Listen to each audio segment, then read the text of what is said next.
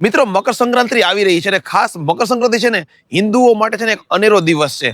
ખાસ રાજકોટના વિદ્વાન પંડિત કે જેમણે સંસ્કૃતમાં બીએ બીએડ કરેલું છે શાસ્ત્રીજી ભારદ્વાજ સાતા સાહેબને મળી અને આપણે ડિટેલમાં વાત કરીએ। મકર સંક્રાંતિ છે 14 જાન્યુઆરી શા માટે મનાવવામાં આવતી હોય છે? સૂર્ય એક રાશિમાં એક મહિનો રહેતો હોય, જ્યારે ધન સંક્રાંતિ પૂર્ણ થાય ત્યારે મકર સંક્રાંતિની શરૂઆત પવિત્ર માનવામાં એટલા માટે આવે છે કે મહાભારત કાળથી ભીષ્મ પિતામહ પણ આ દિવસની રાહ જોતા હતા। એના ઈચ્છા મૃત્યુનું વરદાન હતું, ત્યારે શંકરે ઉત્તરાયણની શરૂઆત થાય ત્યારે મારા દેહનો ત્યાગ કરવો છે। આજે મકર સંક્રાંતિ હોય છે એના પર દાન પુણ્યનું આટલું શા માટે મહત્વ હોય છે? સૂર્યની 12 સંક્રાંતિમાં મકર સંક્રાંતિમાં જ્યારે સૂર્ય પ્રવેશ કરે ત્યારે એના પુણ્યકાળ સમય દરમિયાન દાનનું બહુ વિશેષ મહત્વ હોય છે। કોઈને શ્રેષ્ઠ જગ્યાએ દાન કરવું છે તો એ કઈ રીતે શેમાં કરી શકે? હું આમ તો સૌરાષ્ટ્ર ગુજરાતનો જ રહેવાસી છો, એટલે મારા ધ્યાનમાં અનેક દેવી દેવતાઓના મંદિરના નિર્માણ મેં જોયા કે એના નિર્માણમાં ભવ્ય બધા દાન પુણ્ય કરતા હોય।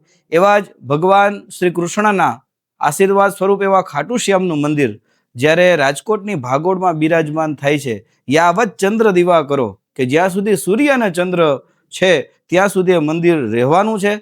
તો આપ જો ક્યાંય દાન કરવા ઈચ્છતા હો તો અવશ્ય એક વખત ભગવાન શ્રી શ્યામજીના મંદિરમાં અવશ્ય લાભ લઈ અને આપને યોગ્ય પૂર્વક તલથી લઈ અને આપની યોગ્યતાપૂર્વક બધા દાન અર્પણ ત્યાં કરી શકાશે। મારા દ્રષ્ટિએ બહુ સારો દિવસ એટલે કે મકર સંક્રાંતિ છે।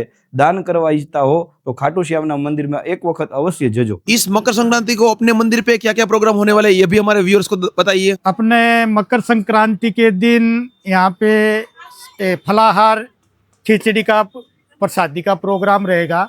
मंदिर भी उस दिन पूरा दिन खुला रहेगा।